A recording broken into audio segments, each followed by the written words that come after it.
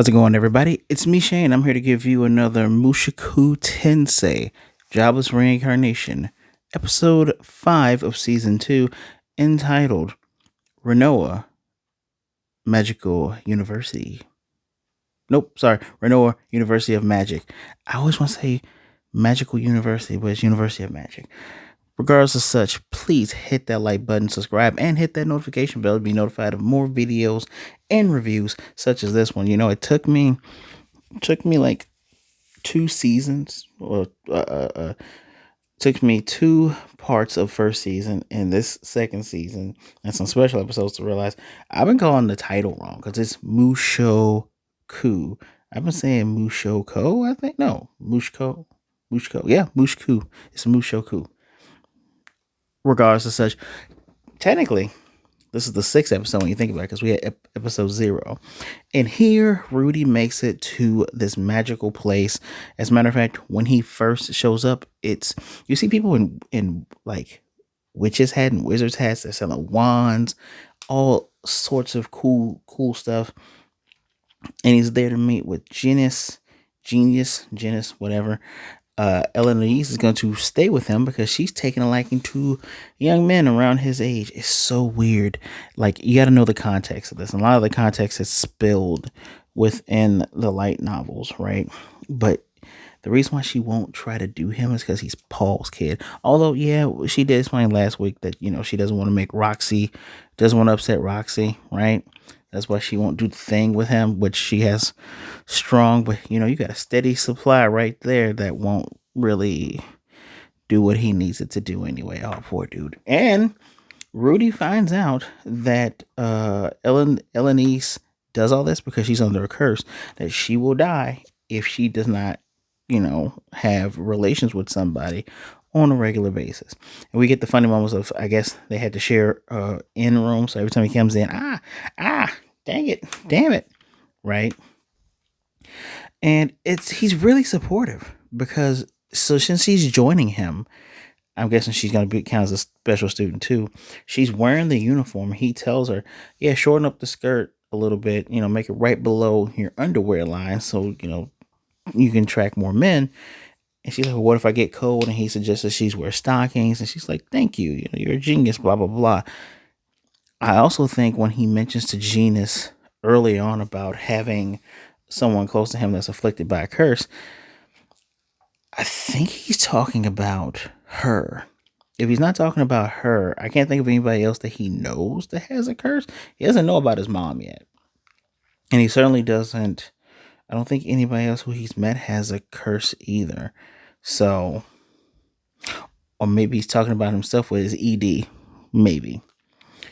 Because he's not going to let everybody know. But he's there. And he gets tested. This is one of the things in my notes, right? Also, important thing to note, she says that she's a part of his party. She's one of his party members. So, Rudy's had like 3 parties now. Pretty cool. He has to do a test. It's going to be him with his incantationless magic going against another incantationless magic person. Who's that person? It's Fitz. And we all know that Fitz is actually Sylphie from Fitoa, his first love, his first friend growing up. Granted, she has white hair because she was falling from the sky. Thought you were going to die. So it went from that deep, almost Ninja Turtle green here to white. And they do their little magic thing, but he does a disruption spell to stop her, and he doesn't realize it's a she, right? And I had to put this in my notes to remind myself, this is actually the second time he's actually mistaken Sylphie for a guy. I remember when they were kids at first, and he's like, oh, they're both little. He's like, dang, I thought she was she was a he, because he was gonna try to take a bath together. So this is not the first time he's mistaken her for a young guy. Granted, everyone thinks that with her because of the disguise. Maybe because she's wearing those glasses, which they have sunglasses in this era of magical place. But because she's wearing these sunglasses, he can't see her red eyes. And he probably doesn't notice that she has, he won't notice the hair, right? because her hair is also short now. So maybe I'm giving him some excuses, maybe. But the little bout they do, he plays on. He says, "Oh, thank you for taking it easy on me, senpai." He's like, "I'll pay you back later." Forgets to pay him back. They have, and apparently the person that welcomes all the new students is Princess Ariel. Luke to one side, that reminds him of Paul. And I'm going to tell you right now why he reminds him of Paul. Luke's full name is Luke Notice Greyrat. That is his cousin. That's Paul's family's name. So, and it's funny because Luke was like, "Yeah, I learned a lot about you from Fitz." And he's probably upset because Rudy doesn't remember. Because he's like, "You're not remembering a lot, huh?" And tells him his full name. So Rudy wouldn't know that you were his cousin because I don't think you all ever met. But he's probably like, how does he not remember that Fitz is Sylvie? Again, she looks different, and it what he confirmed to her. Now I realized it was her that took him 3 years to get home. Got stranded in the demon continent, made his way back. Now his family's okay, but he's still looking for one person. That person is more than likely her, right? And she's more than happy to oblige him. Fitz is going to help him. Most him in the direction of this book called the exploring the teleportation labyrinth. That will come up so far down the line.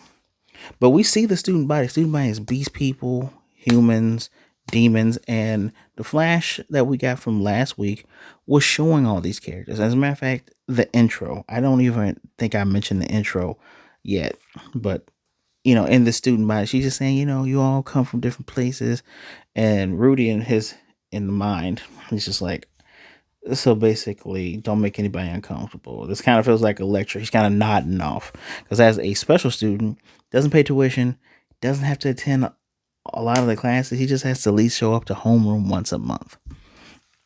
Now, interestingly enough, in this intro, there's three birds, and like there's people, like there's a silhouette of a young woman sleeping in the bed. There's three birds here: a red one, a blue one, and a green one. I wonder who these three birds represent. He just can't seem to grasp them. Very beautiful song. It's when they finally get intros for Mushoku Tensei, they're really good. I'm gonna put it right there in the description. Ending is really good too because it's all from Fitz's perspective. Like Rudy having friends. One thing in the intro looks like there's an enslaved beast girl. So maybe he wins over the other beast girls by saving this girl. But in the ending, Fitz is watching him make friends and all this other stuff, and they're getting close. And Fitz calls out to him and Sylphie. We see young Sylphie and now much older Sylphie. It tugs at your heartstrings, which is why I'm wearing this teacher shirt because they're in school. Now I need to scroll a bit because there are some names here that are very much important. Also interesting to note that Ranoa University of Magic is not like a lot of other universities because they actually study non-magical things as well, such as healing, detoxification, and study curses. And Rudy was asking, well, you study mental illness? No, we don't study anything mundane. I think that's him trying to figure out about his ED, right? Um, a lot of stolen glances with Fitz, and I don't think he realizes. Like he knows he's attractive. He's probably thinking to himself, I don't like guys though. It's not a guy, you idiot. Now we're gonna meet the other special students that he has homeroom with. Runs into Zenoba. Zenoba, the prince king guy. Well, not king, but the prince from that one continent. He was with Eris and oh god, he was with Eris and Rudeus trying to rescue Lilia and her mom. I feel so bad that I can't remember how Lilia Gray Rat mom. I always forget her mom's name. Uh oh no, Lilia is the maid. Her daughter I don't remember her daughter's name. I need to look it up, but Lilia is the mom, and it's his little sister. I think her name also starts with an L. Trying to get her. That's where we met Zenoba. Still calls him Master Shisho, sculpting. Apparently, later when Rudy gets more settled, he's gonna sculpt some things with him because he's been practicing earth magic. Zenoba has the whole time. We are now introduced to the two Beast Girls. Cat Beast Girl that goes yeah, and Busty Dog Beast Girl that eats a lot of meat. Cat Girl, it's like she doesn't like her. Her name is Leninia. She's from Dolda Village. Her dad is the chief. I don't know why Rudy doesn't tell her, oh yeah, I met your dad. I know your family. The other one is Perseba. We meet Cliff again. Now it took me, I had to, after I was done with this, I had to do some other things before I come and record for you guys. But Cliff Grimoire, remember that special episode with, oh my God, with Eris and Ghislaine? Remember that special episode? When she's helping this kid and he's all like braggadocious and everything. She's like, no, Rudy's amazing. Rudy's the best. Rudy this, Rudy that. That's how he knows who he is. And it took me a minute. I was like, how does this guy know him? Yeah, it's Cliff, the same Cliff that she said no.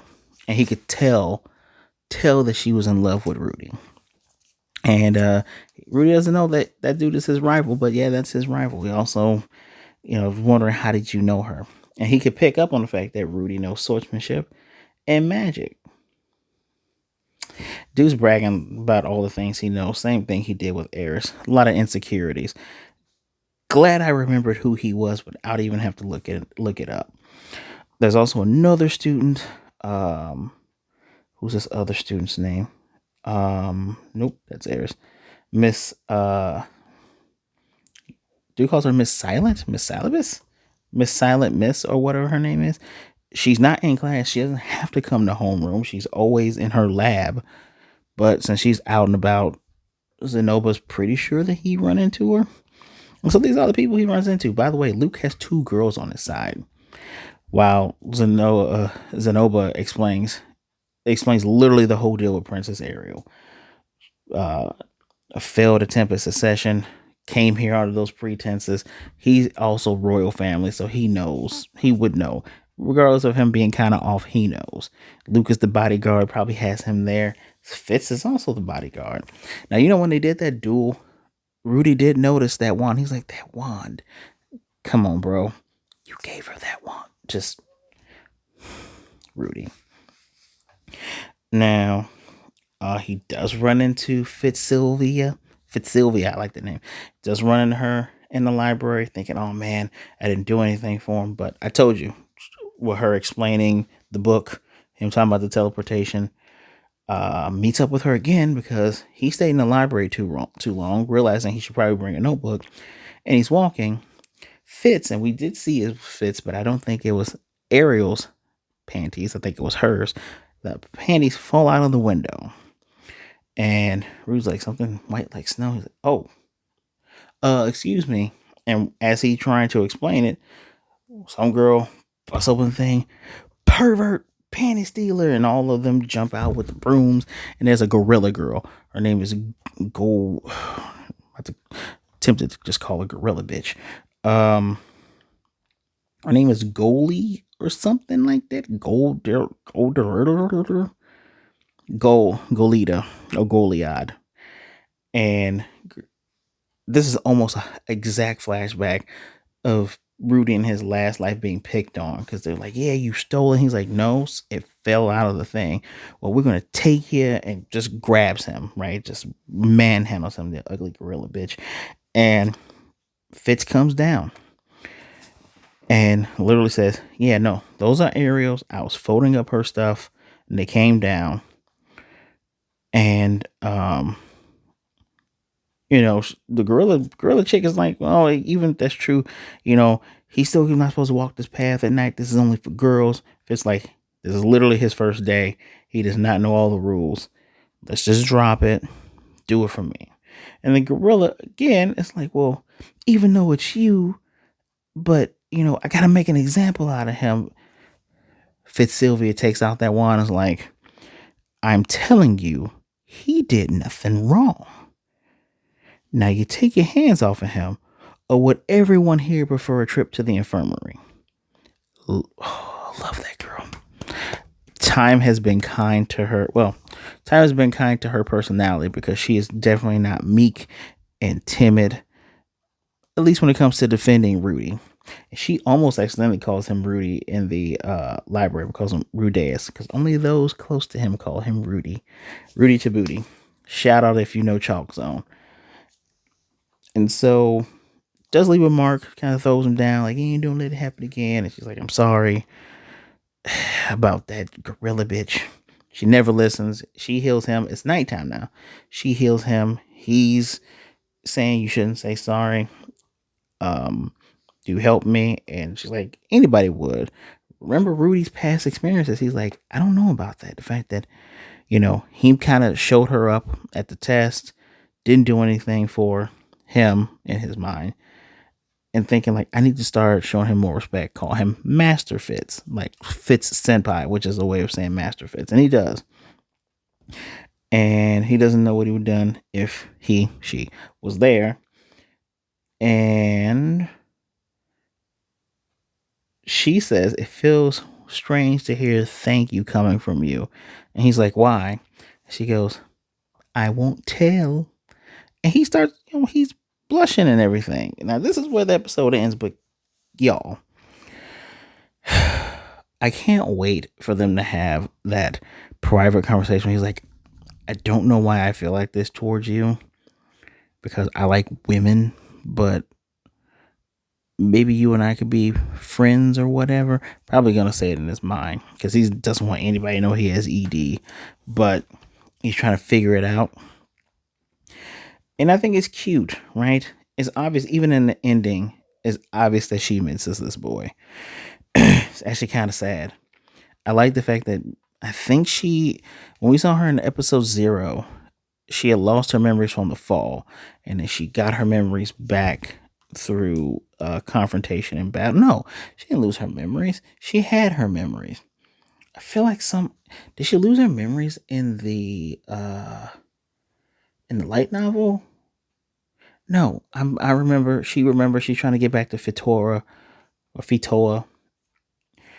This is just interesting. It's crazy that we have this perspective because we're not reading a book and we're not looking at a manga. And even the manga, you could go, oh, that's Sylvie. But at the same time, when you look at how artists draw characters, similar or the same, I mean, flat out, guys, tell me the difference between what is her name? Hinami, Shinji's former lieutenant, right? Tell me the difference between her face and Rukia's face and Ichigo's sister, the dark-haired one. Or even that. What's the difference between them and the one-arm explosion chick? There is none outside of voice and sometimes hair color. All their faces look the same. So you could get away with that in the manga. Going, oh, well, that person looks like Sylvie, maybe, but who knows? A person could just draw like that. So us being privy of this, I like it because it puts a lot of things in perspective. Like, he instantly is like flustered by Fitz. Probably doesn't even realize it when first meeting Fitz, bowing and everything else. And she is trying to keep it together. Now, it's very obvious that Luke knows who he is. And Luke seems to not like him, maybe. Who cares, Luke? That sucks because technically one of my nicknames is Luke. But still, Luke, chill out. I'm interested in seeing how this all plays out. Because next week's episode is called I Don't Want to Die. Like, hold on, let me make sure. Yeah, I don't want to die. So it's going to get heavy. And I like when we get like, oh, here's a magical battle test. What you're really supposed to be enraptured in is how he's settling in, meeting these other characters that will matter later.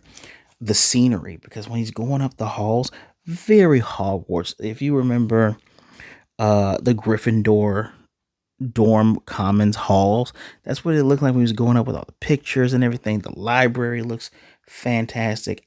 The setting for this is great. You feel like you are at a magical university.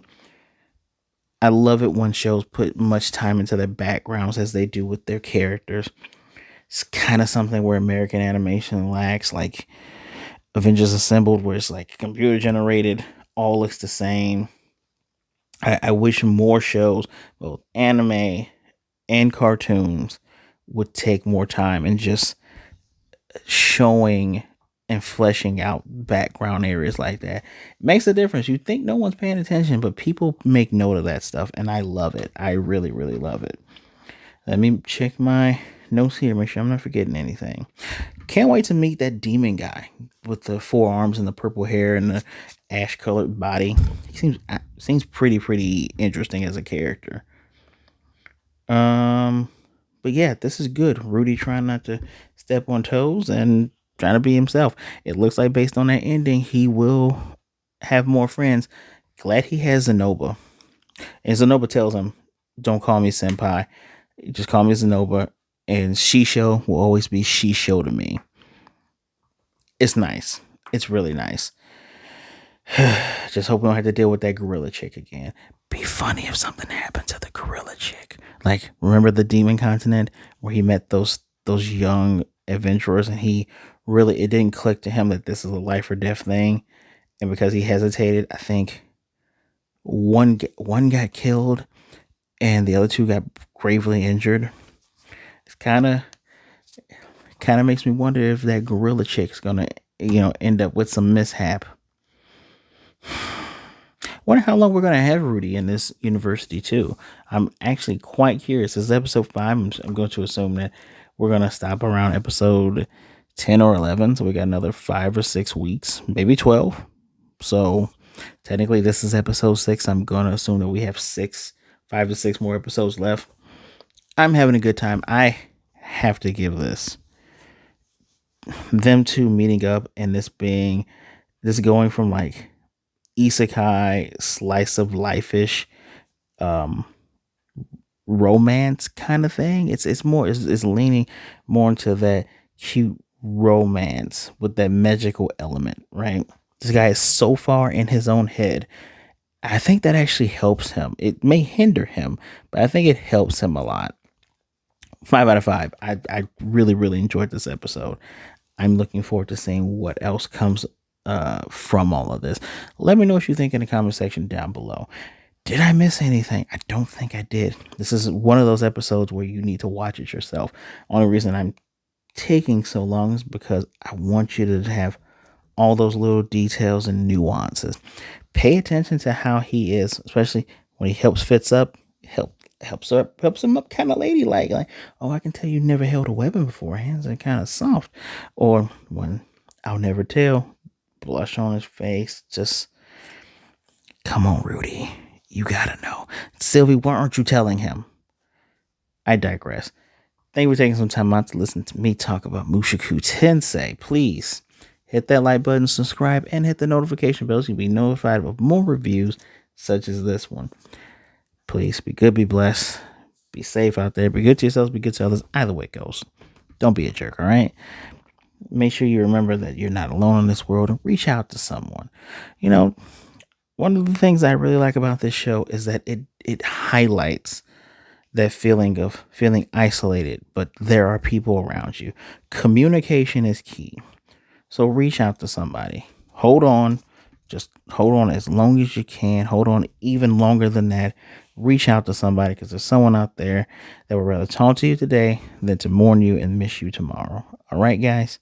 So with all that, I'm Shane. I'm definitely going to see you next time. Cannot wait to see what comes from this. And stay tuned on the channel. I'm going to start reviewing something that I didn't think I would ever start reviewing. And it is a shonen one. It's not doesn't have all the super depth of this, but it is very rich in world building. For those of you who know, stay tuned. I'll see you next time.